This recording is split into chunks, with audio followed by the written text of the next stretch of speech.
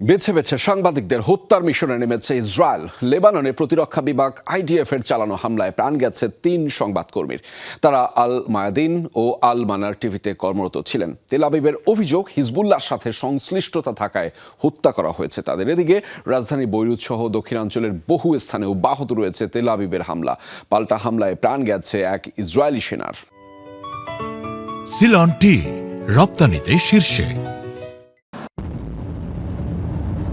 শনিবার লেবাননের দক্ষিণাঞ্চলে সাংবাদিকদের একটি গাড়ি লক্ষ্য করে সুনির্দিষ্ট হামলা চালায় ইসরায়েল, যেখানে অবস্থান করছিলেন আল মায়াদিন ও আল মানার চ্যানেলের সংবাদকর্মীরা। হামলায় প্রাণ যায় ৩ জনের।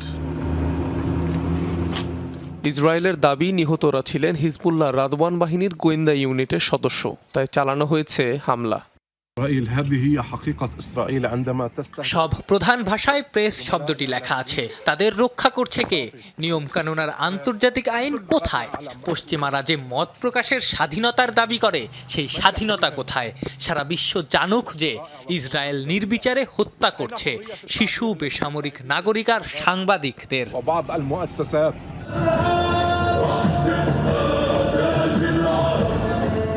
নিহতদের একজন আল মানার চ্যানেলের যুদ্ধ বিষয়ক সংবাদদাতা আলী শোয়ায়েব, অপরজন ইরান সমর্থিত আন্দোলনের ঘনিষ্ঠ হিসেবে পরিচিত আল মায়াদিনের সাংবাদিক ফাতিমা ফাতুনি। হামলায় নিহত হয় তার চিত্রগ্রাহক ভাইও। বিগত দিনগুলোতে লেবাননে ইসরায়েলি হামলার খবর তুলে ধরছিলেন তারা, পেয়েছিলেন ব্যাপক জনপ্রিয়তা।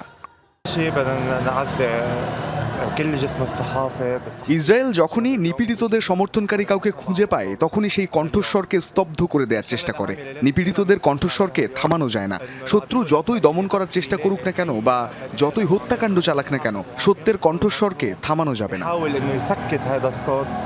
লেবাননের রাজধানী সহ বিভিন্ন স্থানে অব্যাহত রয়েছে ইসরায়েলের তাণ্ডব। দক্ষিণাঞ্চলের আল হানিয়া শহরে হামলায় শিশুসহ প্রাণ হারিয়েছেন ৭ জন। হামলা চালানো হয় টায়ার শহরেও। এর আগে উত্তর ইসরায়েলের বিভিন্ন ঘাঁটি ও শহর লক্ষ্য করে রকেট, ড্রোন হামলা চালায় হিজবুল্লাহ যোদ্ধারা।